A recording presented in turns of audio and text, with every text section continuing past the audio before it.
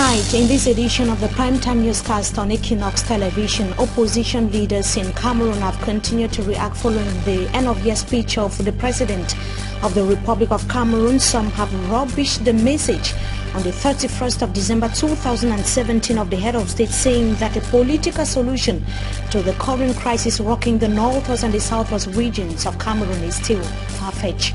Also in this newscast, we revisit Femancam. One day after several structures at the company's headquarters were set ablaze or went into flames, that was yesterday in Bonabero of the Douala 4 municipality. Hundreds of the company's workers have been reassured that not to worry at all about their jobs. Those are headlines. Stay with us for the details.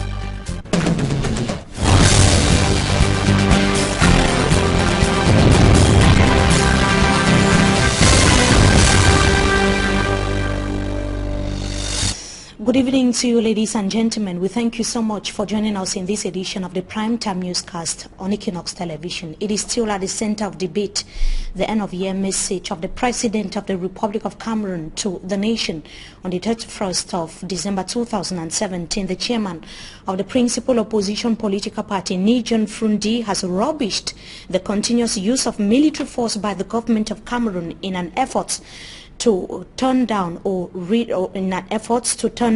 Anglophone crisis. He was reacting after the message of the head of state to the nation that was about 2 days ago. Details in the following report with Babla Jonathan.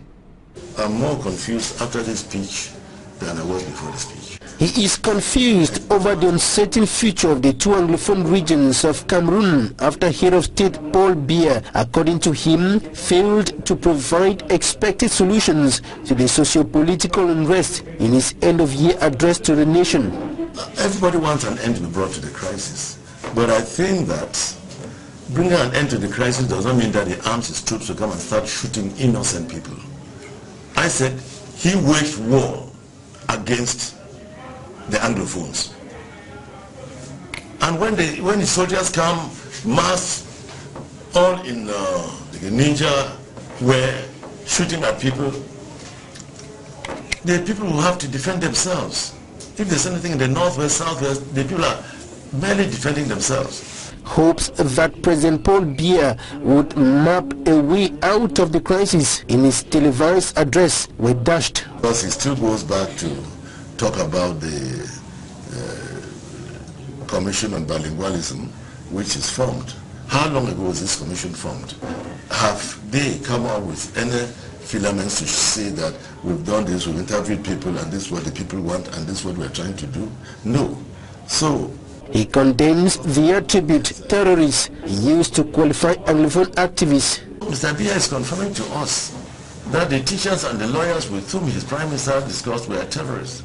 So the Prime Minister should come out and tell Cameroonians what made them think that these teachers of noble profession, the lawyers, the men of honor, should overnight become terrorists. How can anybody, any head of state under the sun, declare a war against his own people? It is very unfortunate. John Fundi equally expected the head of state to call back home all those who have gone on exile for fear of being arrested. That is the chairman of the principal opposition, Nijon Frundi. The reacting majority of Boya residents told Derek Jato that they were not satisfied with the message of the President of the Republic. The December 1st address to the nation of President Paul Biya, according to them, was a golden opportunity for the President to define the current situation in the Anglophone regions of Cameroon, but that was not the case.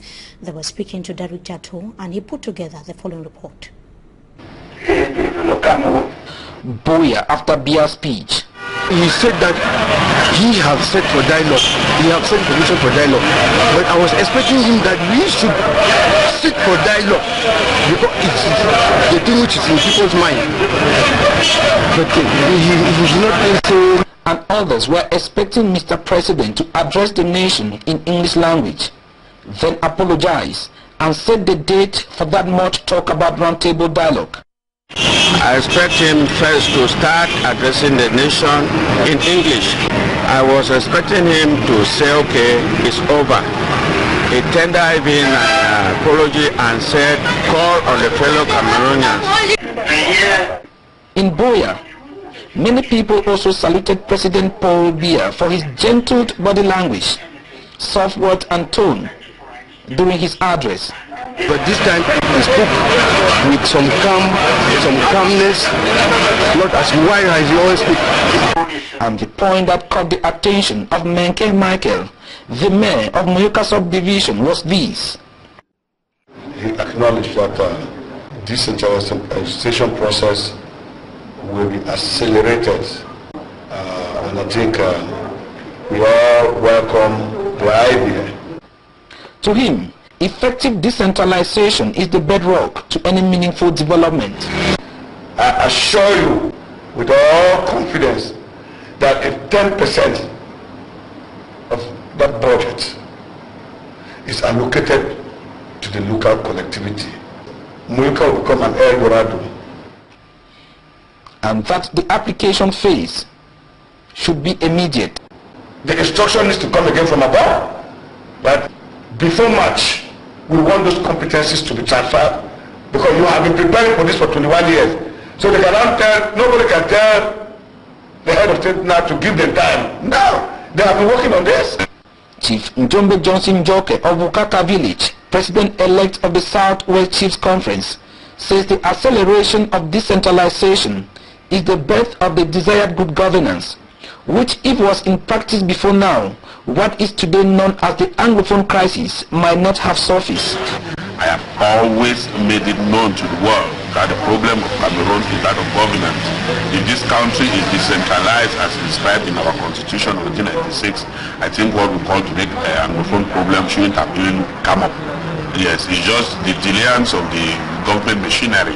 So as a traditional ruler, I think I was satisfied with the head of state, but I want to pray that they should not just be words that will remain in the drawer. I think they should really accelerate, as he said, this decentralization process. That is the solution of Cameroon. As President Paul Biya end of year speech dominated talks in the city, the 1st of January 2018 still showcased some of its traditional colors. For instance, celebrations were going on in some homes, welcoming the new year.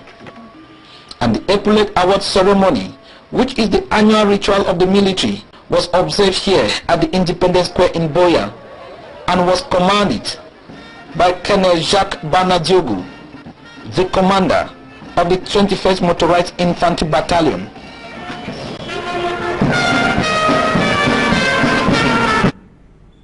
And the governor of the Northwest region of Cameroon seems rather satisfactory as far as the end-of-year speech of the President of the Republic of Cameroon is concerned. Reacting to the speech of the head of state, the governor, Adolphe Lele Lafrique, said that the government has been able to demonstrate to the world that its institutions are up to expectations. He cited what he called solutions, the series of solutions provided to the Anglophone crisis as glaring examples. Governor Adolphe Lele Lafrique said that the dialogue, which started 1 year ago, would continue, but on condition that it respects the Constitution of Cameroon. Let's hear him in the following excerpt. Nation has been able to sustain all those events successfully, demonstrating to the whole world that our institutions are up to the expectation of the Cameroon player. I would like to seize the opportunity that is given to me to congratulate the Northwest population that has shown also their courage in facing the many challenges of the year 2017. Also expecting that 2018, which will also be a political year, an electoral year, that all the political leaders will put hands together so that the electoral process, as far as the municipal, the legislative, senatorial and presidential election, are organized peacefully in the Northwest region. Dialogue will certainly continue, but provided it is done in keeping with the laws and regulations and the Constitution of Cameroon. And since the Anglophone crisis escalated, detention centers in the northwest and southwest regions of Cameroon have been at the center of attention. The crowded nature and deplorable detention conditions have not left men and women of goodwill indifferent. The Aya family paid a visit to the Boya Central Prison that was proud to New Year celebrations, as Director tells us in the following report. Reports have it that the advent of the Anglophone crisis, which was accompanied by massive arrests of Anglophones, has resulted to high number of inmates that is today far more than the accommodating capacities of many prisons, especially in the northwest and southwest regions of Cameroon.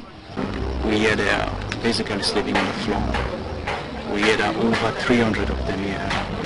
We hear they don't have a lot of food supplies, basic necessities, etc. So I came on my team. Access into those prisons is near impossible, even to people of goodwill. Fortunately enough, today at the Boya Central Prison, the Aya Foundation has been permitted to visit the inmate, and the foundation came with material gifts, especially to the Anglophone detainees. 100 plus mattresses were linked there, a lot of them sleeping on the floor, 10 bags of rice, more bunches of blankets, sleepers, holding basic necessities, toothbrushes, brushes, a lot of that is out there in Cameroon, so everybody will be able to appreciate those items. Its president, Mr. Aya Abine, says the crisis has influenced the diverse humanitarian activities of the foundation to focus more this time on catering for the welfare of the Anglophone in detention or sick in relation with the current Anglophone crisis. Recent times we just stepped up here owing to the current situation. The crisis warrants that people of goodwill should reach out to detainees. Most of them can't care for themselves. I would just give you a small anecdote. There are some people in there whose families don't even know they're there. They were arrested in very horrible situations, brought in, some of them even naked, no sleepers, no clothing. We cannot abandon people like this. It could have been you watching, it could have been me talking. After Yaoundé and now Boya Central Prison, the Aya Foundation in the days ahead will be moving to the prisons of the northwest region to assist and better the living condition of the Anglophones still in detention. And we bring to you this information that occurred just minutes ago here in the country's economic capital, Douala. A container which was on a heavy-duty truck has just fallen on a taxi at Wrong Point Dedo here in the city of Douala. We are going to be bringing to details on the number of casualties in a subsequent newscast, but we are having reports that enormous material damage has been recorded. We are equally still to independently verify whether several persons died as a result of the accident. We will bring to you details in our subsequent newscast. It is still a bitter pill to swallow, the aftermath of the fire outbreak that hit one of the biggest whiskey production companies in the Douala 4 subdivision. That was yesterday, the 1st of January 2018. We saw how enormous material damage was recorded. We come back to those images of yesterday, and we are going to be telling you in the following report that the governor of the littoral region of Cameroon and other administrative authorities were present to take stock of the situation.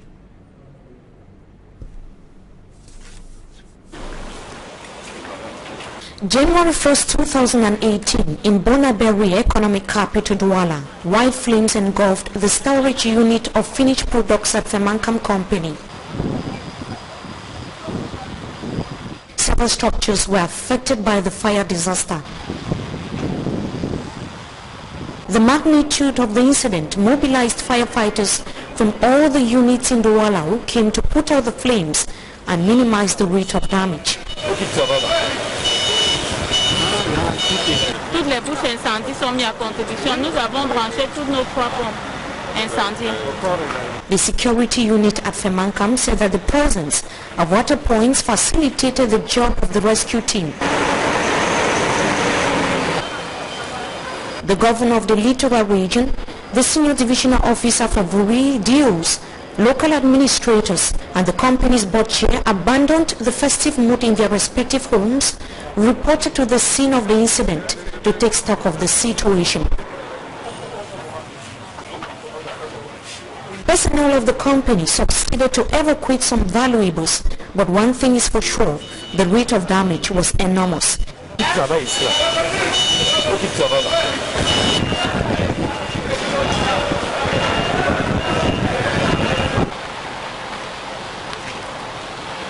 It is too early to evaluate material loss nor establish the exact cause of the inferno.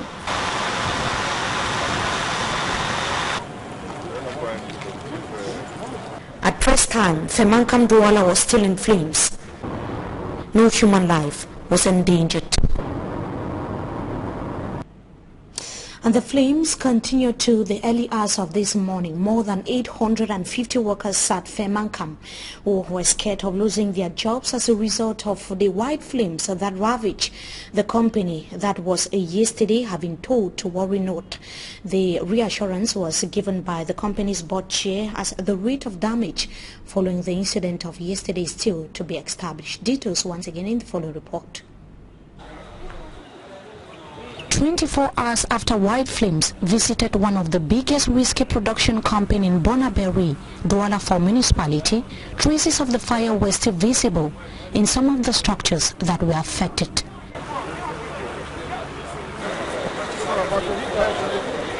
Firefighters, like was the case on January 1st, 2018, had not given up fighting the flames.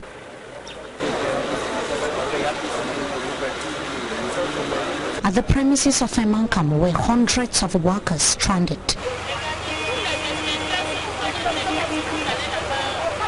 A majority had assisted the rescue team when the incident started by removing important documents and other valuables from the buildings that were on fire. They are also worried about the possibility of losing their job.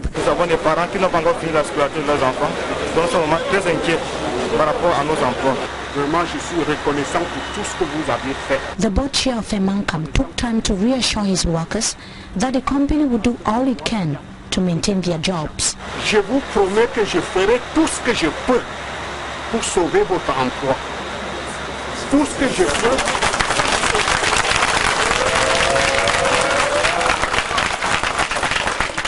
The exact cause of the fire disaster is yet to be established.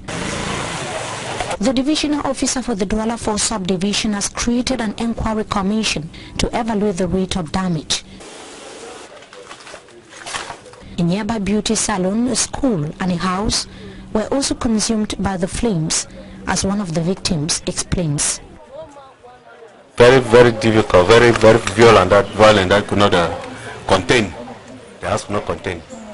But the intensity of the fire was too great. All of struggled to remove things from the parlor. Some of the chairs, because some of them were damaged. Especially inside the rooms, everything was damaged because the intensity of the fire was too much. Even the people of support came, they were helpless, they could not do anything. They stood and were looking at Akimbo, watching the fire damaging things and so on. No human life was lost.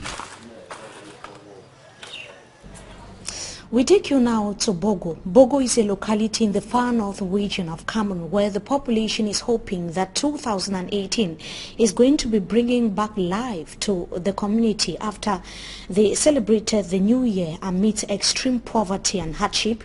Deficit in agricultural outputs and exorbitant prices of seedlings have rendered life very complicated for local inhabitants. Details with Innocent Aze. Over 150,000 inhabitants making up Bogo community in the Jamari division of the Far North region anticipates of poverty eradication this 2018, though the famine situation gets more and more complicated, leading to malnutrition and starvation. Agriculture, which is a principal livelihood activity, is being threatened with a drop in yields as farmlands are rendered almost barren by climate change, seed-picking birds and plant-eating animals in the space of 3 months.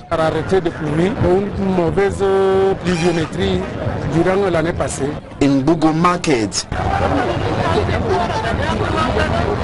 a A bag of red maize, which was initially sold at 6,000 francs, now cost 28,000 francs, affecting 87% of the Bougou population. Recently, 20 million francs CFA and 3,000 bags of maize were contributed by persons of goodwill and the assistance of the Bougou Council to buffer the famine. Nous sommes toujours en collecte pour pouvoir faire une deuxième distribution aux populations. Even the senior divisional officer of Jamare unfolded his arms as well as unsealing his mouth by calling on the internal and external elites of Bougou community to assist revive the locality from famine in the utmost capacities. Government intervention is greatly expected by the suffering population. And the problem of water crisis in Jakiru and Bui division of the northwest region of Cameroon might soon see a positive end after the launching of a 3.3 million project. The water project, rather, the initiative is spearheaded by the Kife Cultural and Development Association, as Catherine Kone tells us in the following report.